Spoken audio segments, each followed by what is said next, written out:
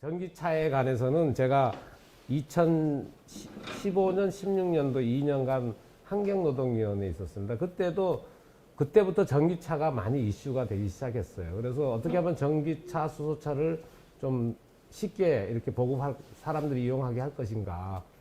예, 그러다 보니까, 환경부 쪽 사람들한테 제가 이 전기차는 이게 기존의 내연기관 차하고는 다르게 접근해야 된다.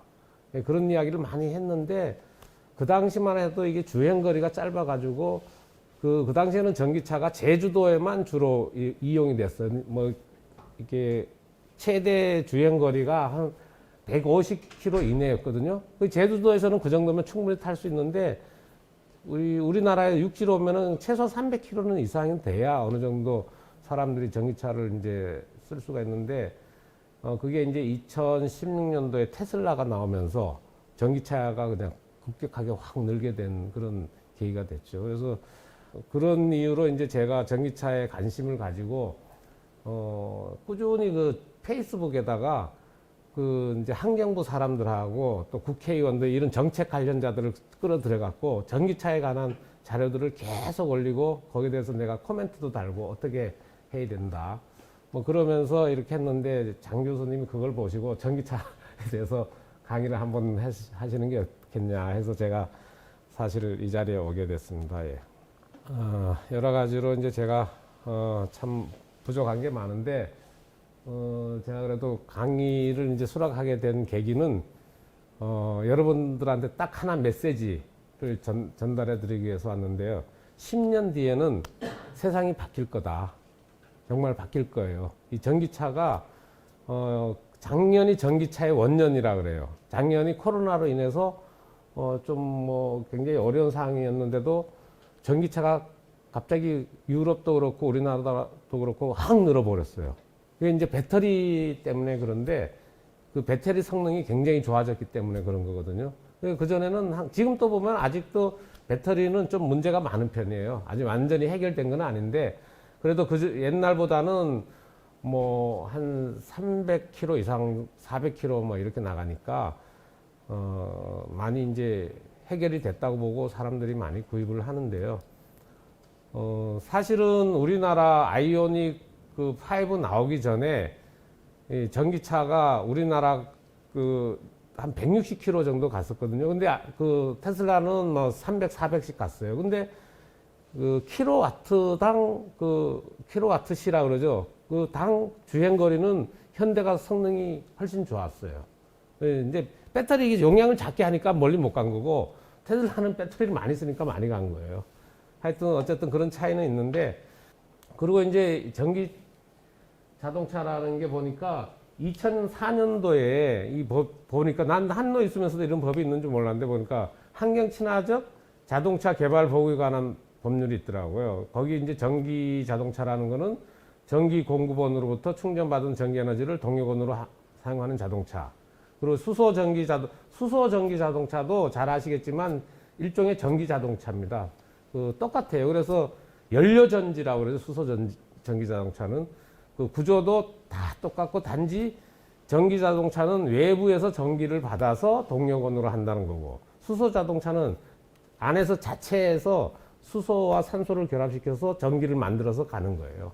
그래서 그 차이가 있지 사실 여기서 오늘 강의에서는 수소 자동차에 대한 것은 뺐습니다. 이 부분은 수소 자동차는 또 에너지 전환 문제하고 굉장히 밀접하게 관련이 되어 있거든요. 근데 앞으로 10년 뒤에는 전기 자동차, 이 자동차도 내연기관 자동차들이 전기 자동차로 이렇게 바뀌기 가지만 이 에너지도 있지 않습니까?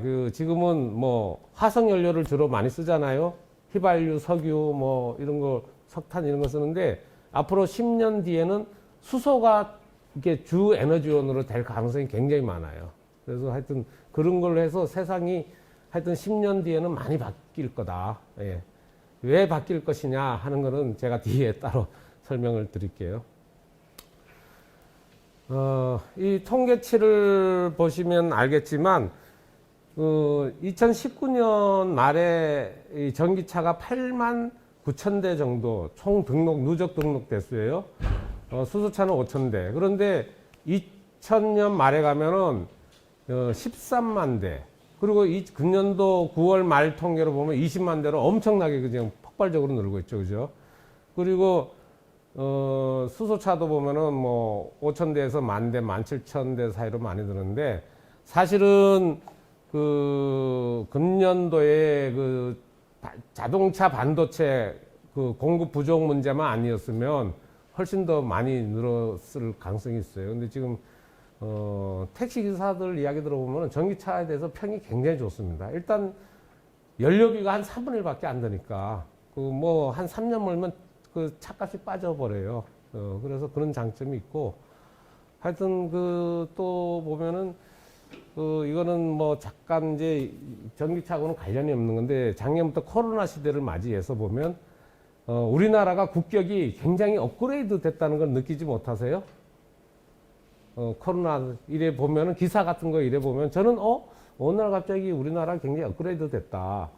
왜냐하면 그전에는 우리나라가 주력 그 수출 상품이 보면은 반도체가 제일 많고 그다음에 뭐 조선, 뭐 자동차 뭐 이런 정도였잖아요. 그죠? 근데 코로나를 이렇게 뭐 방역도 K 방역 그래서 뭐 이렇게 세계적으로 주목을 끌었지만 바이오가 의외로 이렇게 막 굉장히 이렇게 바이오 산업이 굉장히 발전했다는 걸 이제 느낄 수 있고 그 다음에 배터리 그죠? 배터리, 전기차, 수소차, 그 다음에 뭐 조선, 특히 뭐 영화, 드라마, 음악 이런 쪽에도 보면은 뭐 거의 세계적으로 막 굉장히 탑 수준에 올라간 걸 많이 느끼는데 최근에 보면은 그 박태웅 씨라고 혹시 아시는지 모르겠는데 한빛 미디어 의장 하시는 분인데요. 그분이 책을 냈어요. 보면 그 뭐 눈 떠보니 선진국이다라는 책을 냈는데 이 책의 내용이 우리나라가 사회 전반에 민주주의하고 어떤 투명화로 됨으로 해서 어떤 그 뉴런의 자유결합이 굉장히 활발하게 이루어짐으로 해서 창의적인 아이디어들이 굉장히 많이 쏟아지게 됐다. 그런 게 일본이나 중국이나 뭐 이런 다른 나라 비교해봐도 우리나라가 민주화 이후에 보면은 옛날에는 음악 뭐 영화 같은 것도 규제를 많이 했잖아요. 그런 게 다 없어져 버리니까 굉장히 그 뉴런 사람이 이 사람은 많이 모여야 자유롭게 이런 토론 과정에서 아이디어가 많이 나온다 그래요. 그래서 그 어디죠? 미국의 스티브 잡스인가 어느 회사에서는 픽사를 처음에 할 때 화장실 딱 하나만 만들려고 그랬대요. 그래 화장실에 사람들이 많이 모여야 거기서 자유로운 토론을 통해서 아이디어가 많이 나올 것이다. 그래서 그랬는데 이제 뭐 하나 갖고는 좀 그렇다. 그래서 2개를 만들었다는 이야기도 있더라고요. 그래서 다시 이제 자동차의 발전 방향을 보면은 전에는 이게 다 각자 따로따로 이렇게 시발점이 다 틀려요. 근데 지금은 전기 자동차, 수소 자동차를 포함해서 전기 자동차, 그 다음에 자율주행 자동차, 공유 자동차, UAM, 이게 전기 자동차는 어떻게 보면 동력원, 심장이라고 이제 자동차 심장이라고 볼 수 있는 동력원이 이제 바뀌어가는 거고, 그 하성연료에서 내연기관에서 전기로 바뀌어가는 거예요. 그리고 자율주행 자동차는 어떻게 보면은 그 자동차의 두뇌에 해당하는 어떤 그런 거. 그 다음에 공유 자동차는 소유 방식이 이렇게 한꺼번에 결합이 돼서 동시에 막 이렇게 발전해가는 그런 느낌을 좀 많이 받을 수 있어요, 보면은. 근데 저도 이번 강의를 준비하면서 좀 몰랐던 사실인데 전기 자동차가 이렇게 역사를 좀 쭉 찾아봤더니 우리가 가솔린 자동차보다 자동차가 처음 나올 때는 전기 자동차가 먼저 개발이 됐고 더 대중화가 됐었어요. 그래서 보면은 이게 처음 전기 자동차는 1830년에 그 스코틀랜드 사업가 앤더슨 경이 원유 전기 마차를 제작했는데 왜 마차라고 이름을 붙였냐 생각을 해보니까 그 당시에는 아직 주류가 마차이다 보니까 전기 자동차인데 마차의 일종으로 본 거예요. 제가 볼 때. 그래서 원유 전기 마차다라고 이름을 붙인 것 같고, 그 다음에 1835년에 또 뭐 크리스토퍼 베커가 소형 전기차 제작하고 42년도에는 뭐 이 미국에서 데이븐 포트와 로버트 데이비슨이 전기 자동차를 만들고.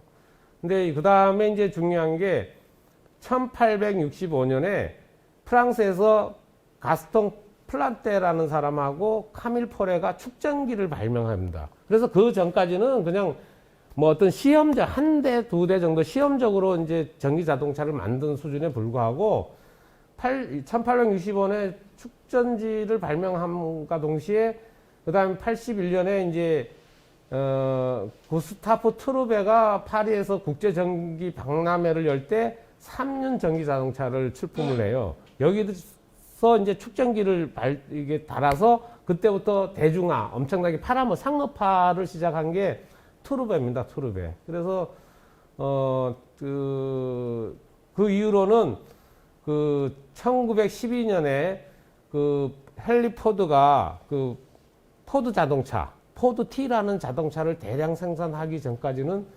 한 20년?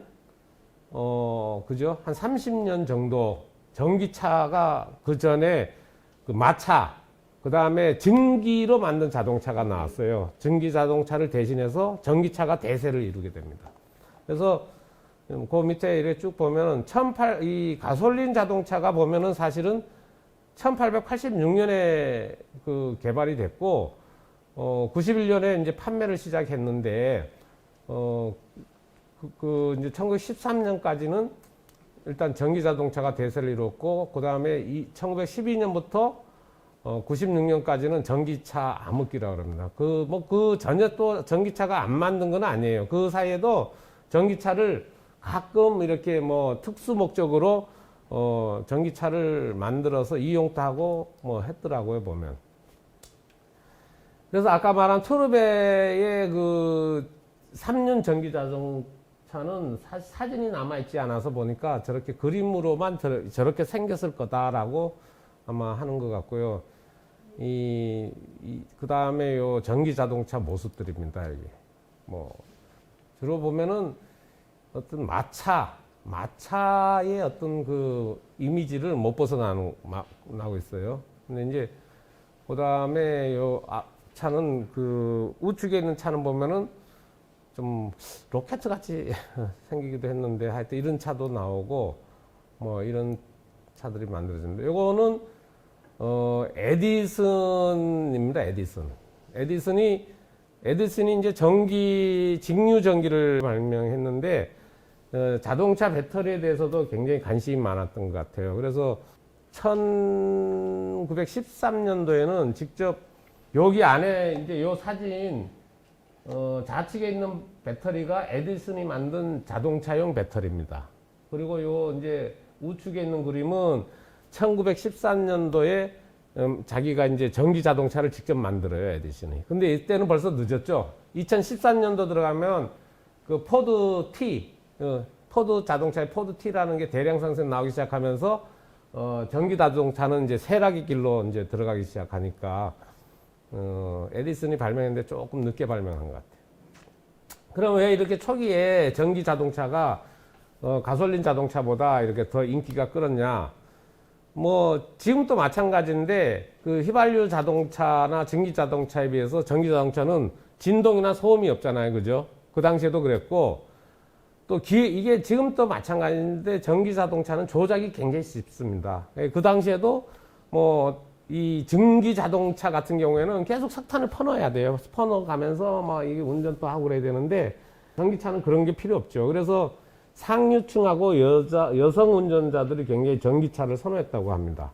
근데 이제 축전지 기술이 이제 부족해갖고 속도는 한 32km 정도. 근데 그 당시 32km면 굉장히 빠른 편이에요. 보면 우리가 자전거를 이렇게 타보시면 일반적으로 프로 선수들 외에 한 15km 이상 내기 어렵잖아요, 그죠? 그런 거에 비하면 30km는 굉장히 빨리 이제 갔고. 그리고 또 그 당시에 이제 풍조가 보면은 전기차는 한 $1,000 했는데 상류층은 거기다가 뭐 장식을 여러 가지로 막 해가지고 뭐 엄청 돈을 들여서 타고 다녔다 그래요. 근데 이제 이 잘 나가던 전기차가 왜 갑자기 쇠락의 길로 접어들었냐? 이 1920년대 텍사스에 원유가 대량으로 발견되니까 기름값이 엄청 싸졌고, 결국은 돈 문제입니다, 돈. 사람들은 싼 거, 경제적인 걸 찾게 마련돼 있잖아요. 그리고 아까 그 이야기했다시피 헨리 포드가 그 컨베이어 벨트 시스템을 도입함으로 해서 그 포드 T를 대량으로 막 생산하기 시작해요. 그래서 자동차 가격이 엄청나게 막 한 500달러 뭐 그래서 1000달러 사이로 막 떨어져요. 그러니까 전기차보다 싸니까 싸고 또 이게 전기차는 막 배터리 충전하는 시간, 배터리 무게, 뭐 가격 여러 가지로 해갖고 비교해 보니까 휘발유차를 못 따라가는 거예요. 그러니까 자연스럽게 이 전기차가 도태돼 버린 거예요. 그러니까 결국은 그 당시에도 그렇고 지금도 그렇고 배터리가 문제였어요. 배터리 성능이 문제였던 것 같아요. 근데 90년대 들어오면서 다시 전기차가 다시 재조명을 받기 시작하는데 왜 그러냐? 그 전에도 간간히 전기차는 이제 이렇게 나오기는 했었는데 뭐 73년에 GM에서 보면 뭐 도시형 전기자동차 프로토타입도 만들고, 또 나사도 보면 유인 달 탐사선은 전기차로 만들고, 뭐 90년에 피아트에서도 보면 전기차 만들고 했는데 90년대 들어와서 그 캘리포니아에서 보면 무공해 자동차를 만들라는 법을 제정을 해요. 그러니까 그때부터 90년부터 가솔린 자동차의 그 환경 오염 문제, 뭐 그다음에 고유가 뭐 이런 걸로 해서 다시 자동차가 재조명 받기 시작합니다. 그래서 96년도에 GM이 EV1이라는 전기차를 만드는데요. 그 이후에 나온 2010 몇 년도에 나온 그 닛산의 리프라는 전기차하고 거의 성능에서 차이가 없는 굉장히 우수한 전기차를 만들어냈는데, 보면은 그 최고 시속도 한 130km, 제로백이 한 8.4, 최대 출력이 137마력, 뭐 차체도 알루미늄으로 만들고 뭐 플라스틱도 넣고, 가격도 한 3만 정도 달러면은 그렇게 비싸지도 않고. 근데 이제 일반인들한테는 판매는 안 했어요. 그때 몇 대를 만들었다 해서 리스로만 이렇게 했는데, 어느 날 99년도에 가서 갑자기 전량 회수해갖고 다 폐기해버렸어요. GM에서. 그래서, 그리고 이제 기술자도 다 해고하고, 그리고 도면 서류까지 다 싹 없애버린 거예요. 그래서 그 당시에 이제 EV1이 상당히 인기가 있었는데, 갑자기 사람들이 그걸 박물관에 기증한 거 외에는 일반인들한테 소유도 못하게 만들어 버렸어요. 그래서 이거 왜 갑자기 왜 이러냐? 그래가지고 뭐 무슨 일 있는 거 아니냐? 뭐 이래가지고 뭐 그 음모론이 막 대두하기 시작하는데요. 이 자동차 모습을 보면은 뭐 잘 만들었죠? 그거 보면 버튼식으로 이렇게 외관도 보면은 빨간색하고 파란색하고 노란색 세 가지만 딱 만들었는데요. 굉장히 인기가 좋았답니다. 이 충전기도 이렇게 있고요. 그래서 음모론이 막 대두를 해요. 왜 이 좋은 자동차를 왜 막 갑자기 없앴냐? 그래서 이게 뭐 정유업계에서 로비하고 뭐 이 정부에서도 이게 휘발유세가 안 들어오고 그러니까 압력을 넣은 거 아니냐? 뭐 이런 음모론이 막 나오는데, 실제로 또 자동차 메이커 연합에서 소송까지 막 하고 그랬어요. 그래서 소송에서 이겨가지고 대신에 전기차는 안 만들 대신에 자기들이 무공해 차를 이렇게 생산해내겠다, 뭐 이렇게 했는데, 실제로 이게 GM에서 EV를 폐기한 이유는 자기들이 내부적으로 막 기술 검토를 하다 보니까 이게 굉장히 문제가 많은 거예요. 배터리를 계속 매년 새로운 걸로 교체를 했는데 배터리가 계속 문제가 있으니까 이게 잘못하다가 이 이용자들이 소송을 거면 막대한 배상금을 물 것 같은 거야. 그러니까 그냥 싹 없애버려. 이게 진실이라 그러더라고. 근데 이제 왜 이런 음모론이 나오게 됐냐면, 그 이제 부서 간에 이게 커뮤니케이션이 잘 안 돼가지고 어떤 부서에서는 뭐 이래가 자기들 내부에 이런 게 해서 한 거 아니냐, 뭐 이런 게 이제 소문이 나다 보니까 이게 뭐 정부에서 압력을 넣은 거 아니냐, 뭐 이런 음모론까지 나왔는데, 실제로 또 이거에 관해서 그 다큐멘터리를 만들어요. 보면은 2006년도에는 그 크리스 페인이라는 감독이 두 편의 이제 다큐를 만드는데 누가 전기 자동차를 죽였나. 그리고 또 한편은 2011년에 전기 자동차의 복수라는 해서 이 뭐 백스토리 이런 거를 이제 다큐로 막 만들어 놓으니까 더 신빙성 있게 들리는 것 같아요. 이제 시간이 없어서 이걸 자료만 챙겨놓고 못 봤는데 기회가 되면 한번 보려고 합니다. 그리고 이제 전기차 대중화에 가장 큰 공을 세운 사람은 테슬라죠. 아무래도 그죠. 테슬라가 이제 쭉 그 테슬라는 사실 지금 일론 머스크가 테슬라의 뭐 주인인 것 같이 이렇게 한데 사실은 테슬라는 창립자는 아니었어요. 마틴 에버하드하고 마크 타페닝이 2003년도에 창립을 했고 일론 머스크는 2004년도에 투자자라서 참여를 했었어요. 근데 미국은 보면은 창립해도 막 그 창립자 쫓아내고 스티브 잡스도 애플에서 한번 쫓겨나왔다가 다시 들어가고 그러잖아요. 그죠? 막 창립자를 막 쫓아내고 그러더라고요. 그래서 일론 머스크도 들어가갖고 마틴 에버하든가가 이제 쫓아냈던가 뭐 그래요. 그래서 지금 일론 머스크가 뭐 거의 회장 같이 하는데 2003년도에 만든 회사가 2006년도에 벌써 뭐 자동차 제작 경험도 없는 그 회사가 이게 스포츠카, 로드스타도 막 만들어내고, 그 당시에 한 번 충전에 400km 주행했답니다. 그 다음에 2009년도에는 모델 S, 그 다음에 2012년도에 모델 X, 2016년도에 드디어 모델 3가 나옵니다. 이게 이제 선풍적인 인기를 막 끄는 거죠. 일주일 100만 원 1000불을 예약금으로 받았는데, 일주일 만에 예약 주문이 30만 대가 주문을 받았어요. 그 금액을 따져보니까 한 3천억 원 정도가 돼요. 어마어마한 금액이 자동차 만들지도 않는데 3천억 원이라는 돈이 쑥 들어버린 거예요. 그래서 지금 우리나라도 보면은 제일 많이 팔리는 자동차가 테슬라잖아요. 그죠? 테슬라가 엄청나게 성공을 하면서 다시 전기차에 대해서 사람들이 와, 전기차 괜찮다.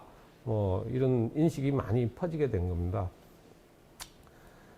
그 전기차를 이제 구조를 잠깐 보시면 내연기관 자동차, 이게 석유, 휘발유, 그 다음에 경유 자동차는 내연기관이라 그럽니다. 그래서 내연기관은 엔진이 있어야 되고 클러치가 있고 변속기가 있어요. 근데 전기 자동차는 엔진이 없습니다. 그 동력은 또 내연기관은 가솔린, 디젤, 가스 이런 걸 쓰지만 전기 자동차는 전기를 쓰고, 그 다음에 모터, 인버터, 배터리 이렇게 쓰니까 요 사진을 보시면 알겠지만 내연기관은 엔진, 클러치, 변속기, 요게 파워트레인이라 그러잖아요. 그죠? 이 파워트레인이 굉장히 복잡해요. 그래서 여기서 고장도 뭐 요즘 차는 고장 잘 안 나지만 시간이 지나면 이 부분에 고장도 많이 나고, 그런데 전기 자동차는 굉장히 단순합니다. 이 보면은. 그림을 내가 안 넘겨드렸네. 보면 배터리에서 인버터를 통해서 전동 모터로 바로 연결이 돼서 그냥 크러치만 밟으면 그냥 힘이 쫙쫙 전달이 되니까, 힘이 너무 세니까 이 감속기를 통해서 속도를 조절해서 바로 바퀴에 전달이 되니까 일단 구조가 굉장히 단순하고, 그러니까 구조가 단순하니까 고장도 잘 안 나고 그런 장점이 있어요. 그래서 요거 한번 구체적으로 전기 자동차를 이렇게 보시면 배터리 이렇게 달려 있고, 앞에 이 충전기 OBC, 그 다음에 파워 컨트롤 유닛, 이렇게 감속기, 이렇게 아주 구조가 심플하게 되어 있습니다. 그래서 중요 핵심 부품이 감속기, 그 다음에 인버터, 그 다음에 OBC라 그래서 이제 외부 AC 전원을 DC로 바꿔주는 이런 장치가 핵심 장비라고 합니다. 제가 이게 문과 출신이다 보니까 이런 쪽에 좀 약해요. 그리고 이게 전기 자동차하고 내연기관 차의 공정에 있어서도 굉장히 차이가 큽니다. 그래서 내연기관 자동차는 가끔 뉴스나 이런 데 보시면 알겠지만 컨베이어 벨트가 이렇게 쫙 지나가면 로봇들이 순서대로 착착착착 조립해 나가잖아요. 그죠? 그래서 순차적 조립 컨베이어 벨트 방식으로 하는데, 전기 자동차는 그게 아니에요. 카메라 요즘 보면은 카메라 뭐 이런 거 하듯이 모듈식으로 돼서 조립하면 쉽게 이제 전기 자동차를 이렇게 만들 수가 있다 그래요. 그래서 옛날에 이제 처음 이게 뭐든지 처음 나올 때 어려웠는데 그 워드 프로세서도 보면은 초창기 때는 혼자서 이찬지 씨가 혼자서 모든 걸 뭐 다 만들었잖아요. 뭐 폰트부터 뭐 모든 기능을 다 만들었는데 이게 세월이 지나다 보니까 폰트는 폰트대로 따로 만들어 놓고 무슨 뭐 문서 편집 기능은 따로 만들 이게 모듈화돼 있어요. 그래서 이런 걸 그냥 갖다 막 복사해서 갖다 짜집게 하면은 워드 프로세서가 하나 덜렁 만들어지고 그게 이제 모듈 방식인데 제조업에서도 이런 식으로 모듈 방식으로 그래서 어떤 부분이 고장나면 핸드폰 같은 경우도 고장나면 그 부분을 수리하는 게 아니라 그 부분을 통째로 막 바꾸잖아요. 액정 그다음 액정도 하나의 모듈로 돼 있고 그 카메라 같은 것도 모듈로 돼 있고 그런 걸 통째로 다 바꿔버리거든요. 모듈식으로 돼 있는데 이게 프로그램에서 객체 지향 프로그래밍 방식하고 똑같다 그럽니다. 예. 현재 메이저 이제 자동차 회사들 뭐 벤츠라든지 뭐 BMW 그다음에 GM 뭐 또 도요타 뭐 이런 데는 이게 OEM 회사라 그러는데 조립 공정하는 회사 이 회사들이 보면은 그 공정 전체에 대해서 뭐 R&D 연구부터 제품 개발, 부품 개발 또 부품 생산 아웃소싱 뭐 이런 거 마케팅까지 전부 다 뭐 현대자동차, 기아자동차가 다 그걸 쥐고 있어요. 그리고 자동차 산업은 또 특이한 게 하청 뭐 재하청이라 그러지 않고 단계를 피어 1, 피어 2, 피어 3 이런 식으로 단계를 하더라고요. 그러니까 현대자동차는 피어 1만 상대해요. 그게 아주 철저하게 관리가 그렇게 돼 있더라고요. 그러니까 이게 아주 수직 계열화가 작돼 있어서 어떤 그게 하나의 진입 장벽이 돼가지고 그걸 뚫고 들어가지를 못해요. 근데 이제 전기 자동차는 그렇지가 않아. 굉장히 단순하고 모듈식으로 되고 그러니까 진입 장벽이 굉장히 낮습니다. 대표적으로 테슬라 같은 경우에 자동차 제조 경험도 없는데 그냥 테슬라 그 모델 3 만들어 갖고 뭐 엄청나게 지금 성공했잖아요. 그죠? 그래서 그런 차이가 있는 것 같아요. 전기 자동차 이제 특징을 보면 뭐 아까도 몇 번 말씀드렸는데 이 동력 장치가 일단 그 화석 연료에서 전기로 바뀌니까 어떤 자동차의 변질이 완전히 바뀐다.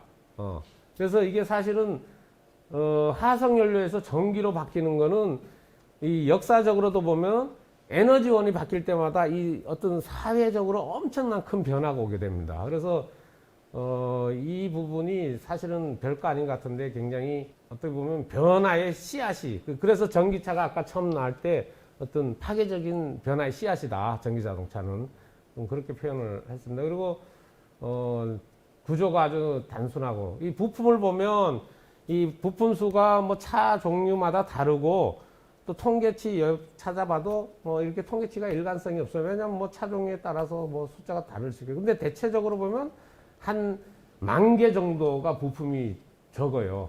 굉장히 단순해. 일단 엔진하고 트랜스미션이 없으니까 그 부분이 그 엔진에만 들어가는 부품이 한 6,000~7,000개 정도 되는데 그 부분이 없으면 그만큼 줄어드는 거예요. 그래서 그 고장도 잘 안 나고 유지 비용도 적게 들고 앞으로 이게 10년 내에 전기 자동차가 대세를 이루게 되면 최근 기사도 보면은 전기 자동차가 막 나오면서 부품 업체들이 막 최근에 그저께 기사인가 그래요. 도산하고 있다라는 기사가 나오는데 전기차나 수소차로 어떤 그 전환에 대비하는 부품 업체는 살아남을 것이고 그냥 엔진 부품 뭐 이런 쪽은 변화를 시도하지 않으면 앞으로 10년 내에 이런 굉장히 도산할 기업이 굉장히 많아질 거예요, 보면은. 그런 쪽에 대비를 해야 되고 있는데 일단 전기차는 조용하다. 소음 진동이 없다. 엔진이 없으니까. 그 다음에 운전 조작도 굉장히 간단하다. 그냥 이게 크러치 같은 게 없어요. 그냥 밟기만 하면 그냥 쑥쑥 나가는 거예요. 힘도 좋아요. 그리고 제로백 성능, 그러니까 제로에서 100km까지 순간적으로 가는데 몇 초 걸리느냐? 뭐 한 8초? 굉장히 이게 뭐, 그게 왜 그러냐면, 내연기관에서 비해서 이제 저속 구간에서 출력이 좋으니까, 제로백 성능이 좋다. 힘도 뭐, 오히려 사람들이, 저게 휘발유 차보다 전기차가 힘이 딸릴 것이라고 생각하는데, 그렇지가 않죠. 전기차가 어디서 많이 쓰였죠? 고속철도. 우리나라 중앙선이 고속철도 들어오기 전에 전기차를 먼저 운행했잖아요. 막 고압선 막 엄청 깔아가지고. 왜 그래? 중앙선은 단선이에요, 그 당시. 지금은 뭐 복선으로 많이 하는데, 그 당시 단선이다 보니까 제천역에서 항상 이게 뭐 단양 이런 데서 한참 기다려야 되고 뭐 이러다 보니까 시간이 많이 걸렸어요. 그러니까 또 뭐 구리 터널이 많다 보니까 그 당시에 저희 어렸을 때 중앙선 한번 타고 올라오면 온 얼굴이 시커멓습니다. 그래서 전기차로 그 일찍 바뀌었어요, 중앙선은. 그 고속철도 들어오기 전에도. 힘이 엄청 좋죠. 전기기관차. 엄청 좋죠. 그러니까 전기차가 힘이 약할 것이라는 어떤 선입감은 잘못된 것. 그리고 뭐 친환경적이고, 미세먼지, 일산화탄소 배출도 안 나오고. 그 다음에 자율주행 자동차는 그 스스로 그 사람의 인지 판단 제어 기능을 이제 스스로 주변 환경 인식하고 위험 판단하고 주행 경로도 자기가 계획해서 스스로 가는 차를 자율주행차라고 뭐 하는데, 자율주행차는 교통사고를 예방한다. 그 교통정체도 뭐 완화한다. 뭐 또 노약자들 이동 장벽을 제거하는 효과다. 그 자율주행차가 나옴으로 해서 앞으로 자동차는 뭐 자동차가 아니다. 그냥 모바일 단말기 같은 거다. 뭐 이런 개념들이 많이 나오고요. 인포테인먼트라는 이야기 좀 들어보셨어요? 인포메이션 플러스 엔터테인먼트를 합친 그런 단어입니다. 그래서 모니터에 보면은 뭐 다양한 음악도 나오고 뭐 날씨도 보여주고 뭐 그런 소프트웨어들이 많이 달려 있잖아요. 전장장치, 전기장치, 전장 부분이라 그러는데 그런 부분들이 더 발전할 것이다. 자율주행차도 이제 개발 역사를 보면은 1986년을 전후로 해서 옛날에 어떤 뭐 시험적으로 했던 거 하고 그 다음에 현대적인 이제 요즘 말하는 자율주행차하고 좀 나눠지는 것 같아요. 그래서 뭐 20년대도 보면은 1920년대부터 쭉 자율주행차에 대한 관심을 가지고 이렇게 연구를 해왔어요, 보면은. 그래서 뭐 초창기 때는 도로에 그 RF 모듈 깔고 이걸로 자율주행 시스템 제어하고 또 뭐 어떤 경우는 인프라를 깔아서 하기도 하고 뭐 이런 식으로 쭉 이렇게 했었는데, 현대적 의미의 자율주행차는 일본 스쿠바 기계공학연구소에서 최초로 자율주행 자동차를 개발했습니다. 그래서 성공을 했는데, 이때도 보면 우리 그 골프장 가보면은 골프 카트 있지 않습니까? 그러면은 그게 이렇게 어떤 선 따라 쭉 가죠. 리모컨 하면. 그런 식으로 이 선 따라 쭉 가도록 설계되는데, 뭐 아마 요즘 최고 시속이 한 30km면 골프 카트카 정도 되지 않을까. 그 정도 수준인 것 같아요.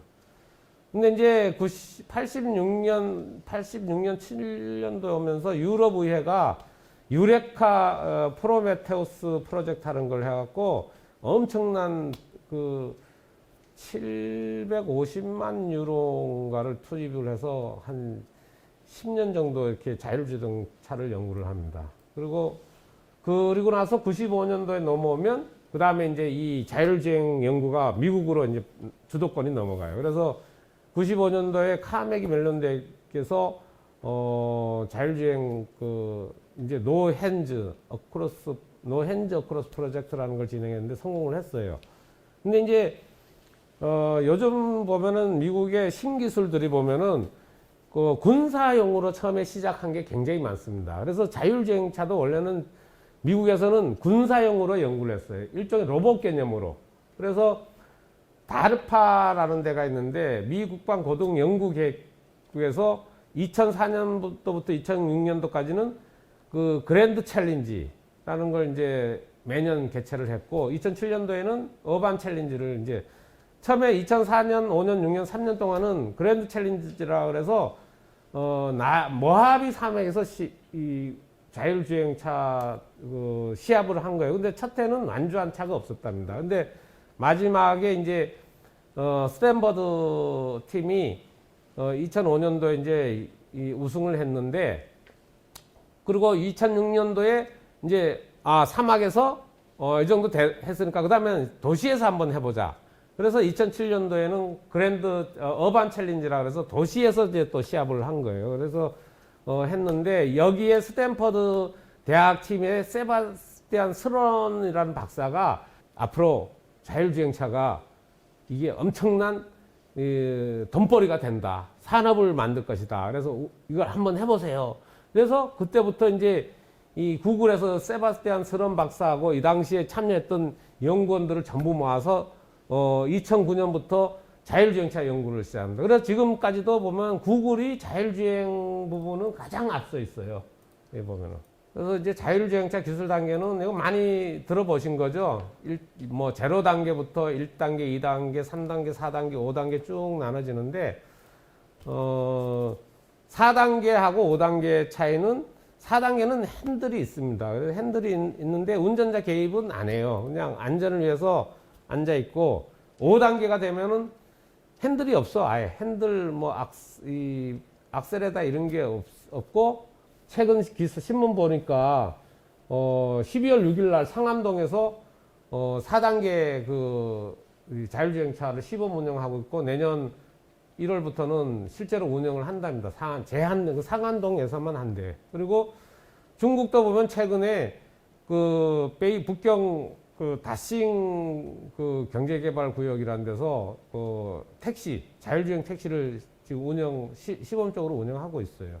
굉장히 그 생각보다 자율주행 차가 굉장히 지금 이렇게 많이 현실화가 많이 돼 있습니다. 5단계까지는 뭐 아직 안 갔지만. 그래서 이 자율주행차 개발 동향 보면은 기존의 제조업체들은 자기들 현재 내연기관 차에서 뭐 이렇게 조금씩 이렇게 뭐 어떤 기능을 넣어가지고 지금 또 보면은 제네시스라든지 이런 거 보면은 뭐 고속도로에서는 이렇게 차선 변경이라든지 뭐 여러 가지 자율주행 기능이 많이 들어와 있잖아요. 그죠? 그런 식으로 점진적으로 이렇게 하고 있고 구글, 애플 뭐 이런 데서는 보면은 단숨에 이제 한꺼번에 자기들이 소프트웨어 개발해가지고 쭉 하는 그런 전략으로 나가고 있습니다. 근데 여기도 보면 뭐 구글은 웨이모 아주 유명하죠. 웨이모가 뭐 주행거리가 뭐 엄청납니다. 이 테스트한 게 GM 뭐 죽스라는 데는 아마존이 이제 인수를 했어요. 그래서 아마존에서도 자율주행 차를 연구를 하고 있고 테슬라 뭐 포드 다 하고 있습니다. 폭스바겐, 우버는 공유 자동차 회사잖아요. 그죠? 뭐 벤츠, 혼다, 기아 뭐 쭉 다 하고. 근데 여기 보면 애플이 빠져 있는데 애플도 하고 있어요. 그래서 내부적으로는 2025년까지 자율주행차를 내놓겠다고 그러는데 그 뭐 말로만 그러지 애플은 어떤 공개된 게 없어요. 그래서 아마 여기 표에서도 빠진 것 같아요. 내가 보면. 그래서 최근에 보면은 애플카 그래갖고 뭐 LG 전자하고 애플카 합작한다 그러면은 LG전자 주가가 갑자기 막 엄청 오르고 그 관련 애플카 관련 주식들이 막 오르고 뭐 그런 현상도 요즘 많이 보셨죠? 예, 보면. 2013년도에 나온 모건 스탠리 보고서 보면은 상당히 예측이 아마 이쪽 뭐 각 회사들마다 기술 수준을 조사를 해서 봤더니 이 정도 되지 않겠는가 했는데 뭐 우리나라도 그렇고 중국도 그렇고 이렇게 대충 맞아 들어가는 거 보면 어느 정도 맞지 않은가. 그래서 부분 자율주행은 2015년에서 19년, 완전 자율주행 기술은 2020년 사이에 완성된다.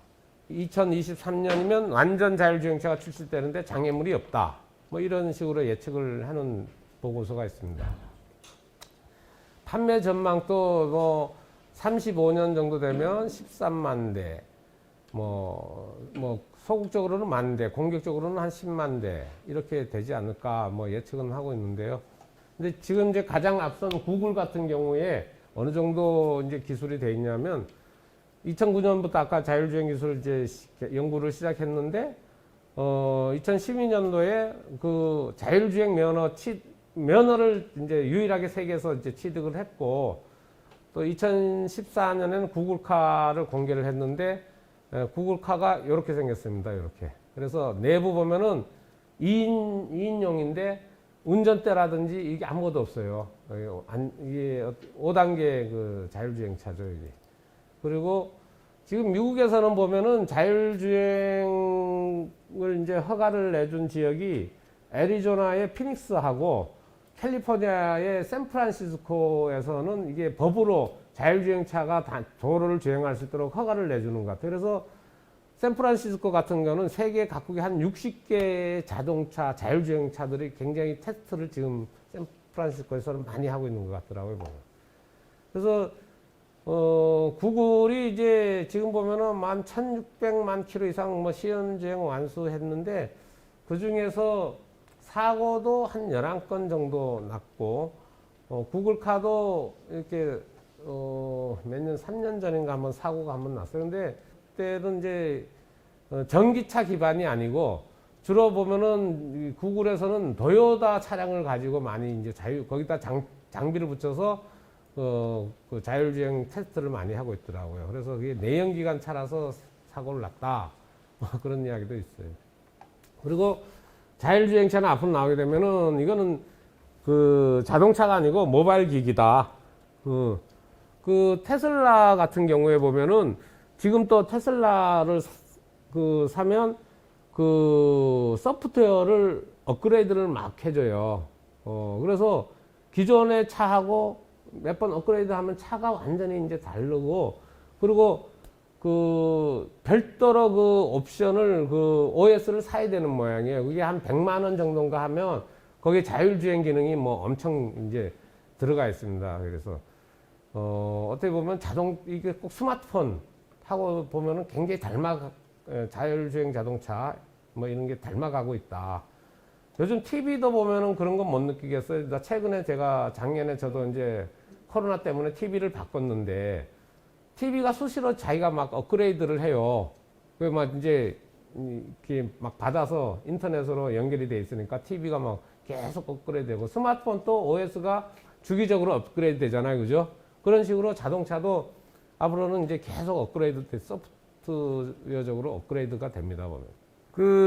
특히 이제 기존 자동차들은 보면은 물리적 하드웨어를 어떻게 이제 성능을 이렇게 발전시킬 것인가. 특히 벤츠는 보면 엔진 부분에서 벤츠의 역사는 엔진의 역사다 할 정도로 엔진 쪽으로 엄청나게 자기들 프라이드를 갖고 있는데, 전기차가 나오면 벤츠의 그 엔진 연구는 다 그냥 소용이 없어지는 거예요. 그죠?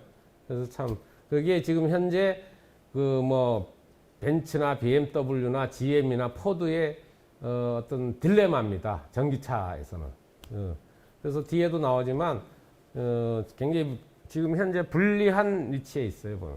자율주행차 핵심은 이게 기계가 자율적으로 주행사를 판단해서 자동차를 제어하는 의사결정을 하는 센서, 빅데이터, 인공지능 뭐 이런 모든 기술의 이제 종합체다. 테슬라도 그 2015년에 오토파일럿이라는 걸 출시해서 계속 소프트웨어적으로 업그레이드를 해주고 있고요. 뭐 그 이야기입니다. 스마트폰하고 자율주행차를 이래 보면 배터리, 센서, 디스플레이 등 중요품이 다 비슷해요. 그 CPU가 자동차인데도 이거 CPU가 있고, OS를 통해서 계속 업그레이드하고, 또 네트워크에 계속 이제 요즘 또 보면은 고급 차들은 그 따로 인터넷에서 다 그 커넥티드 카라 그래요. 그래서 그 커넥티드 카라인데 인터넷에서 연결돼 있고, 사물 인터넷, IoT의 일환으로 지금 다 이제 그렇게 가는 거죠. 그리고 앞으로는 그 뭐 UX라 그러는데 사용자 경험 디자인이 굉장히 중요해질 것이다. 이렇게 보더라. 공유 자동차 우리나라는 공유 자동차가 잘 안 되는 것 같아. 이게 처음에 이제 공유 경제 개념은 이제 브라이언 제스키 그 에어비앤비 CEO인데, 이 사람이 이제 뭐라 그랬냐. 미국의 모든 가정에서 갖고 있는 전동드릴 다 합치면 한 8,000명 개 되는데, 그 중에서 연평균 사용하는 건 한 13밖에 안 되더라. 그러니까 뭐하러 다 사냐. 이웃 마을마다 조금씩 사서 돌려갔으면 훨씬 경제적이지 않느냐.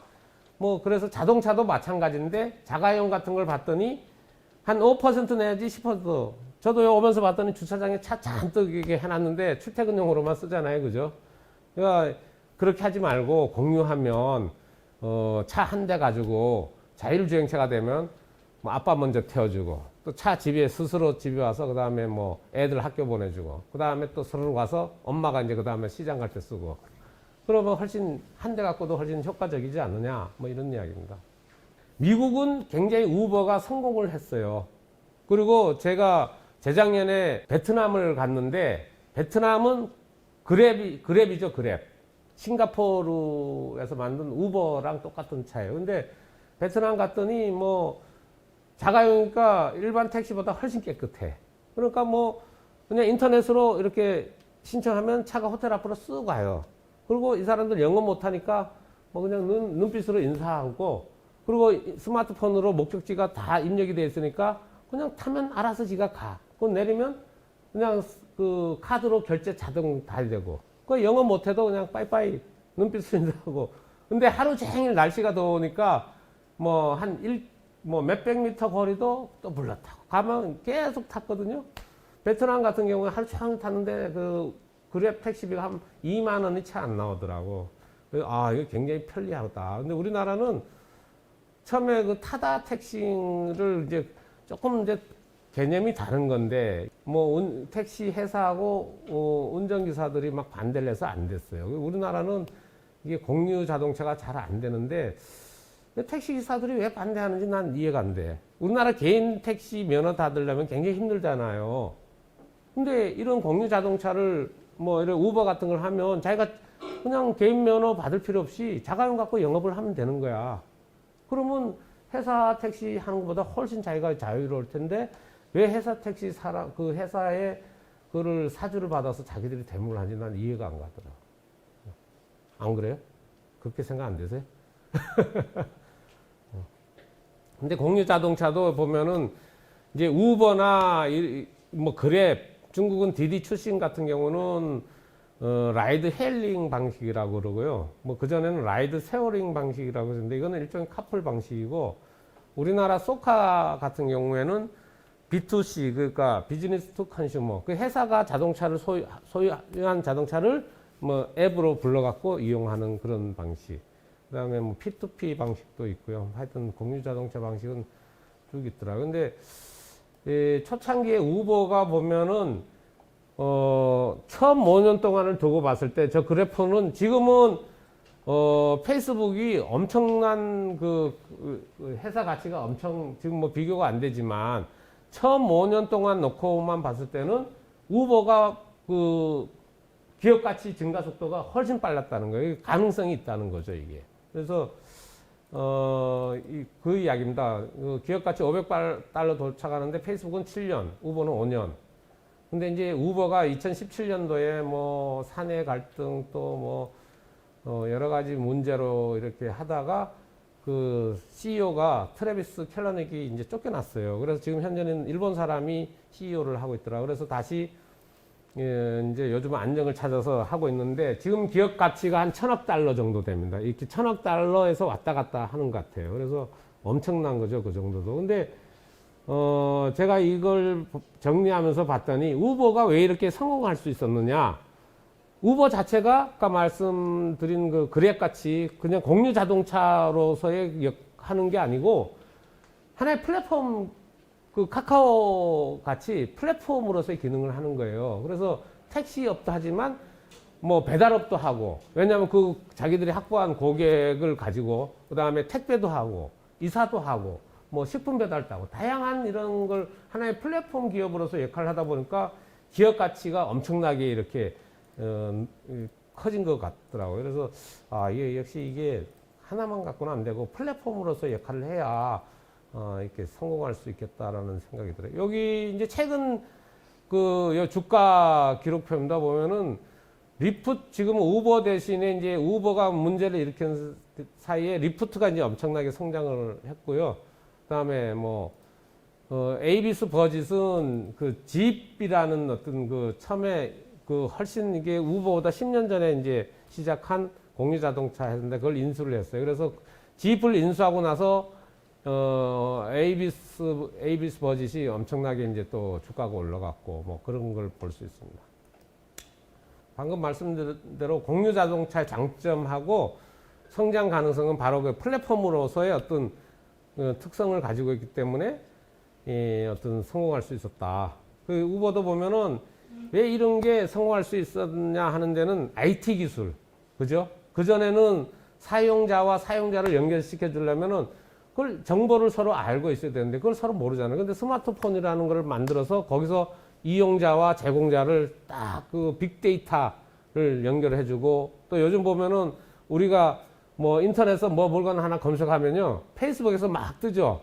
아, 저 사람 이런 거 막 한번 찾았어. 그러면 그런 걸 인공지능이 막 그런 걸 막 추천해 주는 그런 식이에요. 그래서 요즘 보면은 인공지능 뭐 빅데이터 이런 게 막 잘해서 뭐 이런 것들이 막 되는 것 같아요. 그리고 공유 자동차를 해봤더니 외국 같은 경우에는 자동차를 소유하지 않기 때문에 오히려 이동수단이 굉장히 다양화됐다. 그래서 뭐 자전거도 이용하고 대중교통도 이용하고 뭐 공유 자동차도 이용하고, 저도 요즘은 차를 잘 안 갖고 다녀요. 장거리 특히 갈 때는 왜 차를 안 갖고 다니냐.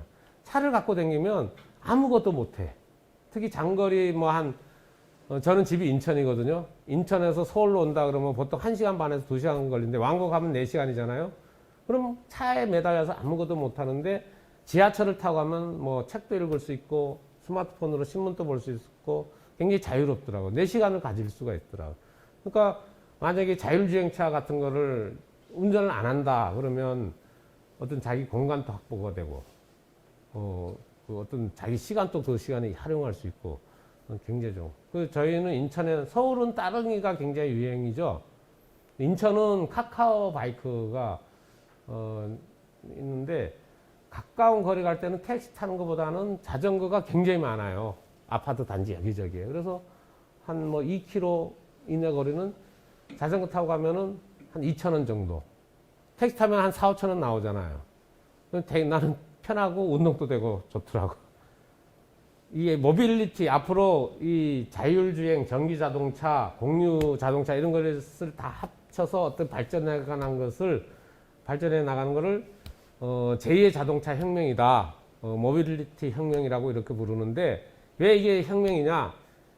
그러면 제1차 자동차 혁명은 그 포드가 모델 포드 T를 만들어냈을 때 미국의 어떤 이 자동차 산업이 경제 전체에서 차지하는 비중이 굉장히 크잖아요. 우리나라도 뭐 연간 산업 뭐 이런 거 다 합치면은 전체 경제 규모에서 차지하는 비중이 한 20% 정도 될 거예요. 하청업체, 부품업체 뭐 다 합치면은. 포드 자동차 혁명이 1차. 그 다음에 이번에 이제 모빌리티 혁명은 2차. 이렇게 이제 비유할 수가 있다. 포드가 모델 T를 만들어냈을 때 어떤 변화가 가져왔냐. 자동차가 그러니까 마이카 시대가 도래된 거예요. 그러다 보니까 철강 산업이 엄청나게 발전할 거 아닙니까? 그죠?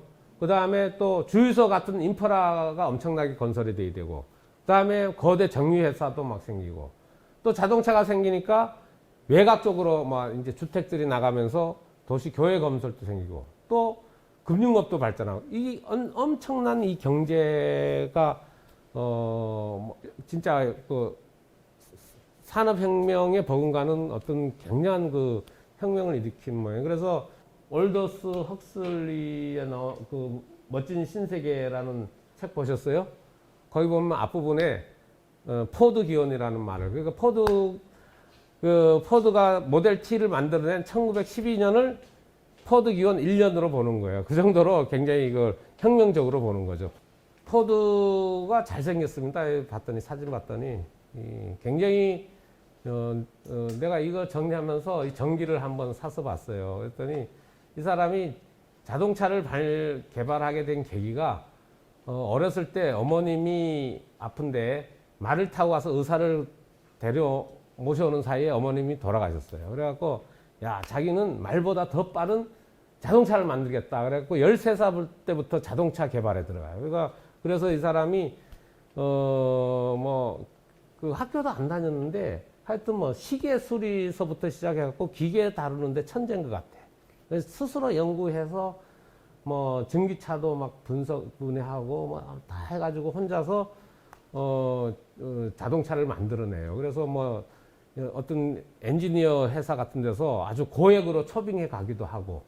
근데 이 사람이 이 포드 자동차로 성공한 거는 결국 컨베이어 벨트를 만들어냈다는 거야. 스스로 연구. 야, 어떻게 하면 저걸 더 싸게 대량으로 만들 수 있을까를 막 연구를 해갖고 컨베이어 벨트를 개발하는 거죠. 거기서부터 이제 포드 혁명이 엄청나게 이제 일어난 겁니다. 그래서 대량 생산을 하게 되니까 자동차 가격도 엄청나게 다운이 되잖아요. 그죠?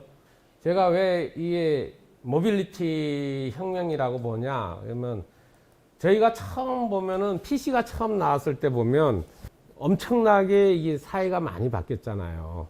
제가 IBM에서 이 PC를 처음 만들어낸 게 1981년입니다. 저는 이제 1988년도에 국회를 처음 들어갔는데 그때만 하더라도 국회는 문서를 할 때 필경사가 있었어요. 필경사도 있고 공타라는 걸 썼어요. 왜 공타는 여러분들이 처음 들어볼 건데 국회의원들이 한자를 좋아하다 보니까 타자를 치는데 한자가 들어간 문서를 만들어요. 그 한자를 칠 수 있는 타자기가 공타라 그랬어요. 그 보면은 일종의 거의 인쇄기 수준이죠. 이 원판이 이렇게 있고 거기서 할자를 하나씩 꺼내서 탁탁탁탁 찍는데 공타 타자 치는 아가씨가 이 국회 안에 딱 4명이 있었습니다. 4명. 그래서 나중에는 그 다 없어지고 뭐 했는데 그 81년도에 IBM에서 PC가 만들어졌지만 실질적으로 대중화되기 시작한 거는 한 85년 이후. 제가 88년도에 들어갔을 때만 해도 사무실의 중요 부서에만 그 PC가 있었어요. 저는 89년도부터 청계천에서 286을 갖다가 쓰면서 그때부터 제가 이제 컴퓨터를 사용하기 시작했죠. 예. 그래서 제가 이제 이 컴퓨터 이쪽에 좀 관심이 많다 보니까 뭐 업무 전산화, 뭐 또 국회 정보화 이런 쪽을 제가 많이 했었어요. 그래서 지금 현재도 보면은 assembly.go.kr이라고 국회 대표 그 IP 주소 제가 장명을 했고 의안정보 시스템 이런 것도 제가 다 그때 이제 개발을 해서 구축하고 인터넷도 제가 처음 갔더니 요즘은 이더넷이 대세인데 그 당시에는 국회는 유일하게 토크닝이라는 그걸 썼어요. 그 토크닝 방식이 이더넷 방식보다 기술적으로는 더 우수한데 우리나라에서 유일하게 딱 2군데만 토크닝을 쓰다 보니까 이게 유지 보수 비용이 너무 비싼 거야. 근데 그 당시에는 이더넷이 한 10Mbps 밖에 안 됐어요. 근데 이제 그 이후로 뭐 패스트 이더넷 나오고 뭐 이래가지고 지금 많이 빨라졌는데 그때 하여튼 그래서 그런 것도 제가 다 바꿔버렸죠. 그래서 제 자랑을 좀 했습니다. 그래서 하여튼 PC가 나옴으로 해서 정보화 혁명이 시작되고 그 다음에 이제 또 곧 이제 이어서 인터넷 뭐 여러분 다 잘 아시니까 이렇게 쭉 참고하시고 그 대중화된 거는 94년도에 그 넷스케이프 그 내비게이션이 나오면서 그 전에 모자이크라고 저는 잠깐 봤어요. 이게 뭐지? 뭐 그런데 모자이크 잠깐 나왔다가 그 다음에 넷스케이프 막 나오고 그 다음에 익스플로러로 막 넘어가고 그랬는데 이게 넷스케이프가 나오면서 인터넷이 굉장히 대중화가 됐죠. 그래서 뭐 인터넷이 등장해서 이렇게 세상이 바뀐 거는 여러분들이 너무나 잘 아실 것 같아요. 그리고 인터넷이 또 이게 확산된 굉장히 공로자가 팀 버너스리라는 분이 영국 물리학자인데 이분이 선이라는 유럽 입자 물리 연구소에서 일하다 보니까 여기 세계 각국의 사람들이 다 있잖아요. 컴퓨터도 다르고 뭐 이게 서로 이게 호환이 안 되니까 이걸 어떻게 같이 이렇게 호환해서 쓸 수 있는 방법이 없을까 해서 HTML 문서를 만들어내고 하이퍼링크 이것도 개발해내고 웹이라는 걸 만들어요. 근데 이분이 참 훌륭한 게 웹을 만들어냈는데 전 세계가 공짜로 쓰게 만들어졌어요. 그리고 이 사람은 돈 번 게 하나도 없어. 요즘 같으면 엄청난 재벌이 부자가 됐을 텐데 이 모든 것을 이렇게 무료로 이렇게. 그래서 사람 또 보면은 굉장히 좌측에 있는 분이 버너스리, 그 다음에 우측에 있는 분이 안드레센.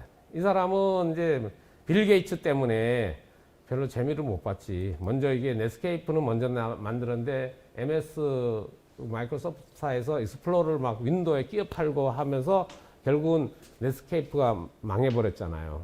나중에 미국에서 불공정거래라 그래서 뭐 이렇게 벌금도 물고 그랬지만 하여튼 이 인터넷이 이제 하여튼 저는 88년도 국회 들어와서 PC 1세대고 곧이어서 인터넷도 나오고 곧이어서 스마트폰도 나오면서 막 이 생활이 뭐 회사의 어떤 문화, 조직의 어떤 문화 뭐 이런 게 바뀌어가는 걸 저는 그 세 가지 과정을 정말 다 느꼈어요. 그래서 이게 정말 참 대단하다. 그러면 그 다음에 10년 주기로 또 어떤 이런 게 나오는데 그 다음 물건이 나는 뭘까라고 항상 고민을 했었거든요. 그래서 사람들은 뭐 빅데이터, 인공지능이 세상을 바꿀 것 아니냐, 빅데이터가 바꿀 것이다, 뭐 이렇게 하는데, 근데 인공지능이나 빅데이터가 지금 현실적으로 많이 활용이 되고 있어요. 블록체인. 근데 여러분들 그건 변화가 된 걸 느끼세요? 못 느끼죠?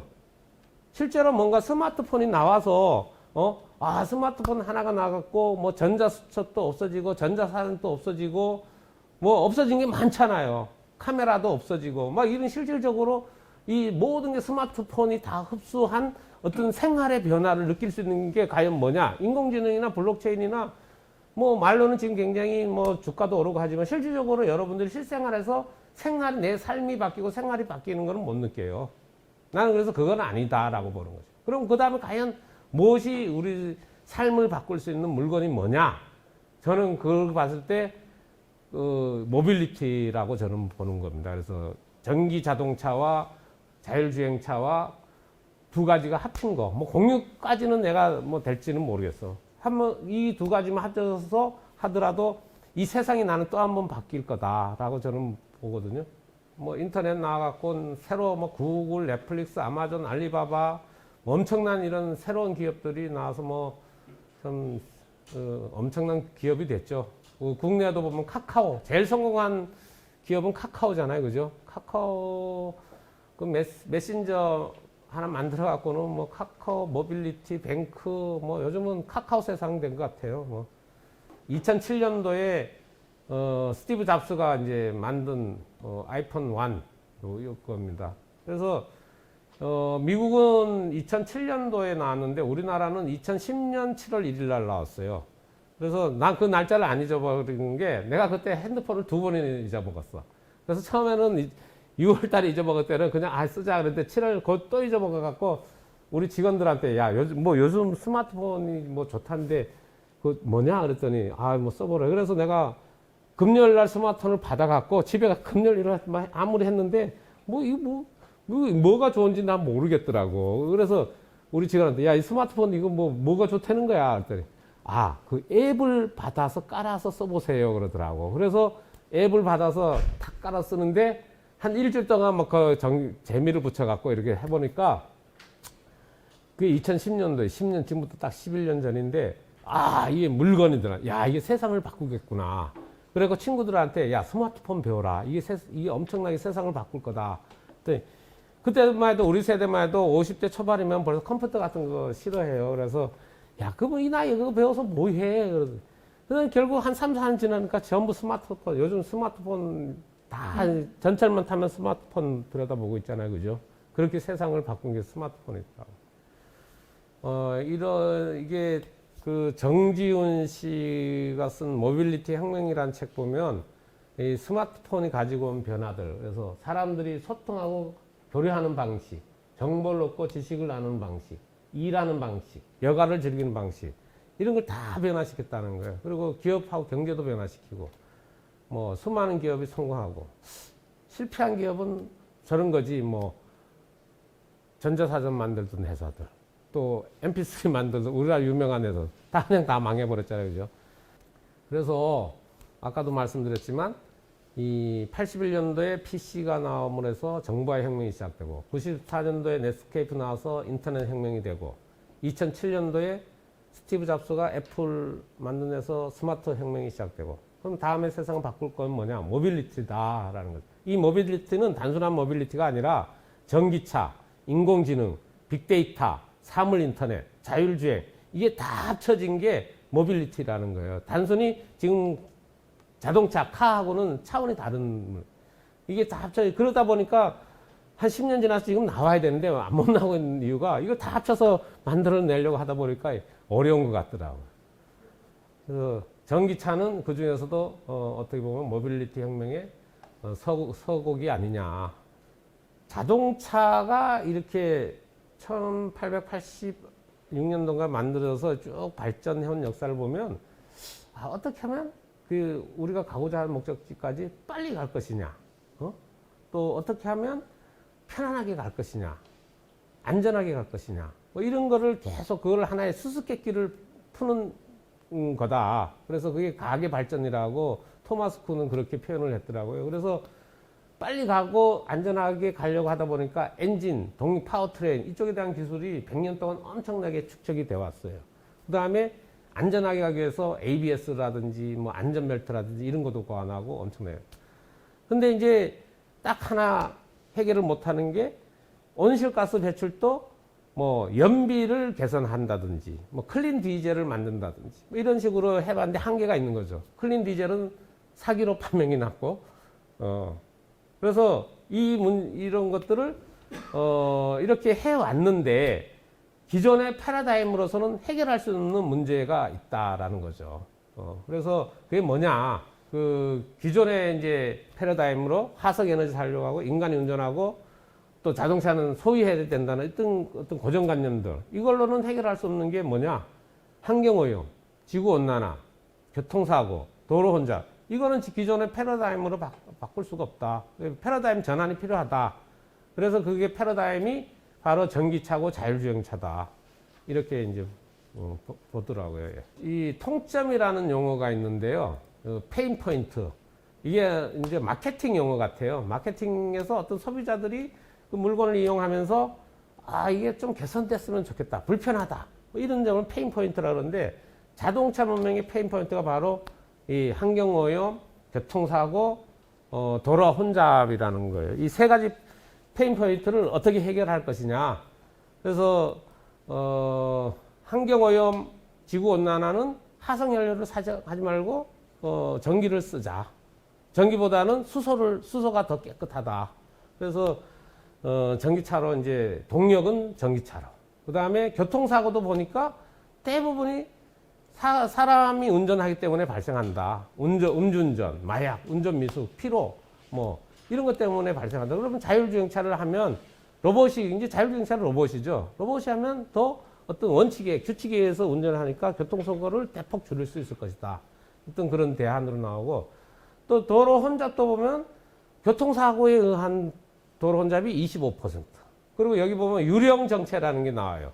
유령 정체가 하면 아무 원인을 알 수 없는데 보면은 뭐 병목 현상이 나타난다든지 뭐 차 막히는 거 있잖아요. 가다 보면은 여기 쫙 막혔다가 또 풀어지고 또 쫙 막혔다 풀어지고 이런 게 어떤 운전자의 습관에 의해서 그런 유령 정체가 발생한다. 대표적으로 터널 들어갈 때 뭐 비가 온다든지 하면 사람들이 무의식적으로 자꾸 브레이크를 밟게 돼요. 그래서 그런 것 때문에 교통 정체가 나타나는데 이런 것도 자율주행을 하면 어떤 많이 해소가 될 것이다. 그래서 요즘 이제 자율주행차 중에 한 그 패턴이 군집 주행이라는 게 있어요. 그 트럭이 고속도로에서 일렬로 쫙 가요. 그게 군집 주행이에요. 그러면 앞차가 가면 뒤차들은 앞차만 일정한 간격으로 계속 따라갑니다. 그러니까 뭐 어떤 대량으로 운전자가 없이도 대량으로 이렇게 이 수송도 가능하고 교통사고도 안 나고 그리고 차가 쫙 간격이 벌어지면 지가 알아서 딱 간격을 착착 맞춰 가더라고. TV 같은 거 보면 유튜브 보면 많이 나와 있어요. 근데 이제 이 자동차 패러다임이 어떻게 바뀔 것이냐 하는 거는 이제 이 혁신 기업의 딜레마라는 데서 크리스텐스는 두 가지로 분류를 합니다. 전속적 혁신이 있고 파괴적 혁신이 있다. 이 전속적 혁신은 기존의 어떤 회사에서 기존 자동차 회사들이 자기의 어떤 시스템을 유지하면서 거기서 점진적으로 자율주행 부분도 도입하고 뭐 성능 개선해서 이렇게 혁신을 해나가는 게 전속적 혁신인데 파괴적 혁신은 그게 아니고 테슬라 같이 그냥 전혀 새로운 기업들이 들어와서 확 엎어버리는 거예요. 우리나라 자동차, 현대자동차, 기아자동차의 한계가 뭔지 아세요? 내비게이션 엉터리잖아요. 근데 이게 개선이 안 돼. 왜냐? 현대모비스에서 막 만들었고, 그거를 IT 기술자들한테 맡기면 단숨에 해결될 거를 지들 자동차 공학자들이 만드니까 해결이 안 되는 거야. 그랜저 같은 거 타고 가면 있잖아요. 근처 한 2, 30m 반경 가면 다 왔다 그러고 지가 꺼져버려. 그리고 아는 데는 이제 찾아가는데 모르는 지역은 그다음부터 야, 이게 갑자기 헤매기 시작하는 거예요. 근데 그런 것들이 보면 이 테슬라라든지, 테슬라는 자동차 제작 회사가 아니거든요. 실리콘밸리에서 IT 기술자들이 막 만들어낸 거예요. 그러니까 전혀 새로운 방식으로 자동차를 만들어내니까 막 사람들이 봤을 때 이게 차원이 다른 거죠. 미래 자동차는 이 어떤 세 가지 혁명이 전기차, 자율주행차, 이것이 하나로 통합된 거를 카 2.0이라고 표현을 하기도 하는데, 자동 이동의 개념이 지금까지는 빠르고 안전하고 편안하게 가는 거기에 어떤 주안점을 뒀다면, 지금은 친환경적이고 어떤 자동차가 아니라 어떤 플랫폼으로서 역할을 하고, 그 다음에 어떤 서비스로서의 모빌리티, 그걸 마스라고 하면 MAS, 마스라고 하거든요. 그 서비스로서의 어떤 자동차, 이런 부분들이 중요시 될 거라고 합니다. 예. 미래 자동차 산업은 기존의 어떤 컨베이어 벨트 시스템이 아니고 모듈 형태로 이렇게 끼워 맞추는 어떤 그런 PC 조립하는 거하고 비슷하다. 예. 그 다음에 이제 지금 자동차는 주로 하드웨어적인 자동차 성능, 그죠? 이런 데서 차별화를 막 하는데, 앞으로는 그게 아니고 소프트웨어가 더 중요하다. 하드웨어는 껍데기에 불과하고, 전투기 같은 거 하나 만들면 하드웨어 가격이 비쌀 것 같아요? 소프트웨어 가격이 비쌀 것 같아요? 한 60, 70%가 소프트웨어 가격이에요. F-15K, 랩터, 이런 거. 왜 소프트웨어가 많이 들어가냐? 거기 들어가 미사일, 아이사 미사일, 그 다음에 거의 전투 체계 시스템 있잖아요. 레이더에 쫙 보이고. 다 소프트웨어 개발하는 비용이 60, 70% 차지하고, 하드웨어는 얼마 안 돼요. 앞으로 자동차도 하드웨어보다는 소프트웨어가 더 중요시 될 거다라는 이야기. 그리고 왜 자율주행차는 전기 자동차에 되냐? 자율주행차는 이게 전자부품, 디지털 기능 이런 것들이 많기 때문에 배터리 갖고, 지금 그 휘발유차 배터리 갖고 그러니 다 충당이 안 된대요. 그래서 전기차, 엄청나게 많은 전기차에만 이런 걸 다 커버를 하고, 그리고 이게 이 자율주행차 같은 경우는 전기로 제어해야 될 부분들이 많기 때문에, 이걸 내연기관 파워 관리하는 거랑 이런 인포테인먼트 관리하는 걸 하나 통합해야지 따로따로 관리하는 게 더 복잡하고 어렵다. 정부 입장에서도 어차피 갈 거면 친환경적인 전기 자율주행차가 더 낫지 않냐. 그러면 신기술 적용도 내연기관은 안 돼. 그 뒤에 보면은 요런 거 모터 달리는, 요번에 그 서울 고양시에서 12월 5일 날 끝났는데, 서울 모터쇼인가 있죠. 거기서 이제 발표한 건데, 바퀴가 90도로 탁 꺾여요. 그러니까 개걸음으로 하는 거야. 그 주차할 때 옆으로 싹 들어갔다가 싹 나오니까 굉장히 편리하죠. 그죠? 근데 이런 게 기존에 이제 내연기관은 이런 거를 달 수가 없답니다. 왜냐하면 여기에 이 바퀴에 여러 가지 장비들이 들어가야 되고 하니까 안 된다고 그러더라. 앞으로 이렇게 이 모빌리티 카 2.0이 되면 이런 다양한 이런 것들로 해서 많이 바뀔 거다. 그리고 저는 또 하나 바뀔 게 제3의 공간이 생길 것 같아요. 완전 5단계 자율주행이 되면 그냥 하나의 공간이야, 자동차인데. 그러면 자기 집 없는 사람 같으면 거기서 살아도 되잖아요. 그 원룸 주택이 해결되지 않을까 하는, 그렇게도 이동하는 주택이지, 이동하는 주택. 거기 살아도 되잖아요. 공간이 널찍하니까. 최근에 보면은 내년에 출시되는 아이오닉 7 같은 경우에는 그 LG 그 냉장고 탑재하고, 그 다음에 그 양복 옷 이렇게 하는 거 있지? 그 LG 스타일. 그것도 장착한다고. 그런 거 하면은 전기도 엄청나게 많이 들고, 전기차는 비상용 발전기로도 많이 쓸 수가 있고요. 또 캠핑 같으면 거기다가 전기밥솥도 연결하고, 남는 전기로 TV도 연결하고, 어떤 그런 용도로도 완전히 그 개념 자체가 다르더라고요, 보면. 영화 같은 거 보면 자동차 옛날 그 제트카 같은 거 보면은 막 차하고 자동차하고 음성 인식으로 대화를 하잖아요. 그죠? 이런 것들. 요거를 한번 보시면 우리가 스마트폰이 사실 보면 컴퓨터예요. 컴퓨터. 처음에 스마트폰 자꾸 그러는데 내가 볼 때는 PC가 갖고 있지 못하는 기능, GPS 기능. 그죠? PC는 GPS 기능이 필요 없잖아. 맨날 집안에 고정되어 있는데. 근데 스마트폰은 GPS 기능을 넣어놓으니까 이게 엄청난 기능을 발휘하는 거야. 뭐 내비게이션 기능. 전 등산 다닐 때 내비게이션을 꼭 키거든요. 그러면 자기가 주행한 경로, 시간, 뭐 이런 게 다 기록이 돼요. 엄청나게 편리한 그 등산용 내비게이션 이런 게 있습니다. 이런 것들이 PC의 어떤 이동성을 가미한 게 스마트폰이다. 지금 스마트폰이 한 526기가 뭐 이렇게 나오죠. 526기가. 엄청난 그 저장 용량이에요. 제가 처음 국회 들어갔을 때 국회 도서관에 그 수백만 건의 장서의 인덱스 있잖아요. 그게 카드로 돼 있었어. 그래 우리 처음 들어갈 때는 뭐 자료 찾으려면 참 카드를 막 뒤져갖고 그 카드 번호 찾아갖고 도서 주문해가지고 이렇게 찾아냈어요. 그 IBM 메인프레임이 몇 기가인지 아세요? 20기가. 그 20기가로 그 수백만 건의 도서 그 인덱스를 다 거기다 다 저장했던 거예요. 근데 지금 스마트폰이 IBM 메인프레임보다 성능이 훨씬 좋아요. 그러니까 그 어떤 그 엄청난 기능을 가진 스마트폰이 PC의 어떤 이동성을 하나 집어넣으니까 완전히 바뀌어버리죠. 자동차도 모빌리티는 자동차인데 거기다가 스마트폰의 기능을 하나 딱 넣어준 거야. 컴퓨터, 인공지능, 컴퓨터 기능을 하나 딱 넣어줌으로 해서 이 완전히 기능이 이제 앞으로 바뀔 것이라고 나는 보는 거죠. 뭐 UAM, 하늘을 나는 자동차. 이것도 지금 엄청나게 많이 연구가 되고 있는데 뭐 그 공상과학 영화 보면 다 UAM 이게 하늘 나는 자동차로 날아다니더라고요. 지금 현재도 보면은 상당히 뭐 상용화에 근접되어 있는 기술들이 많은 것 같아요. 이 만화 보셨어요?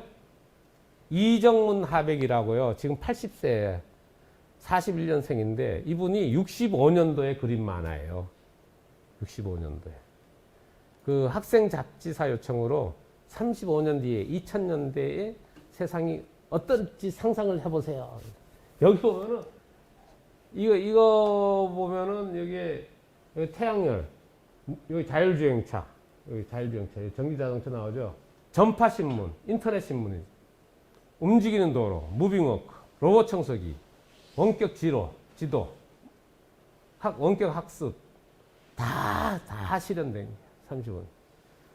달나라 수학여행 가만 해결이 안 됐어.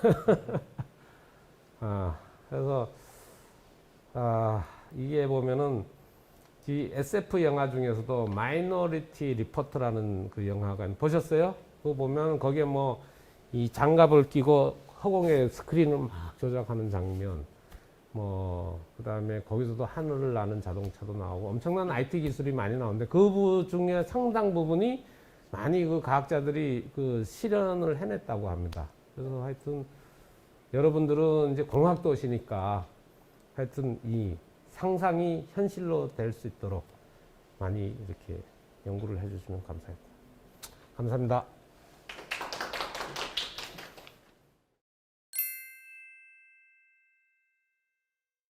지금 현재 자율주행차 관련해서는 우리나라에서 전혀 그 관련 법 같은 게 안 만들어지는 걸로 알고 있어요. 그래서 우리나라에서 그 자율주행 연구하던 사람이 우리나라에서는 그게 제도적으로 허용이 안 되니까 다 미국으로 옮겨버렸잖아요.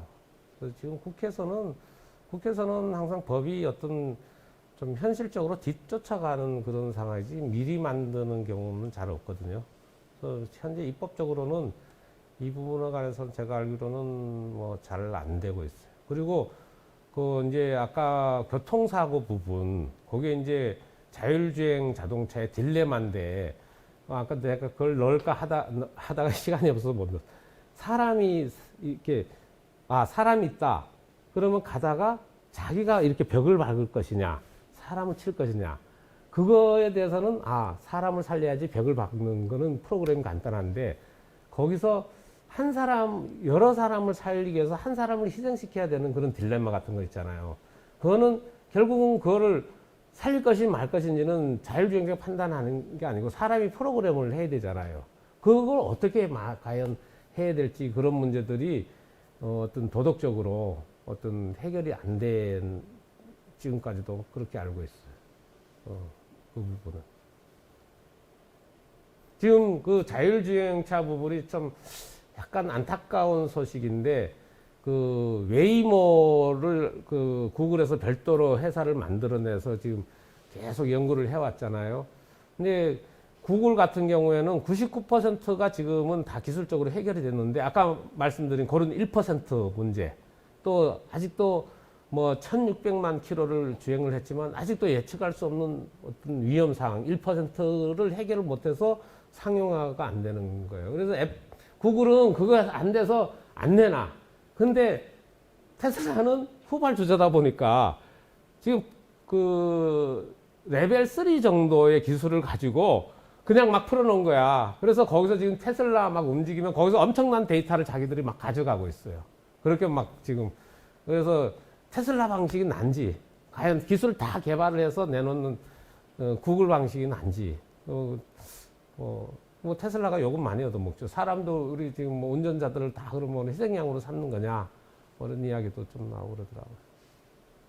전기차 충전 방식은요, 기존의 내연기관이나 수소 방식하고 달라져야 됩니다. 왜냐하면 수소라든지 그 우리 휘발유 이런 거는 한 군데 모아놔야 되기 때문에 거기 가서 사람이 이렇게 급유하거나 충전할 수밖에 없잖아요. 전기는 다 주변에 장비가 다 깔려 있는데 왜 그 급속 충전기에 그 비싼 급속 충전기를 쓰냐 이거죠. 그리고 대부분의 자동차들이 자가용으로 출퇴근용으로 운전하는 게 대부분이에요. 스마트폰 충전하는 걸로 생각하면 돼. 우리 스마트폰 기회만 있으면 꽂아놓잖아요. 뭐 90%든 70%든 아니면 10%든 집에 가면 무조건 꽂아놔. 그 100% 쓰잖아요.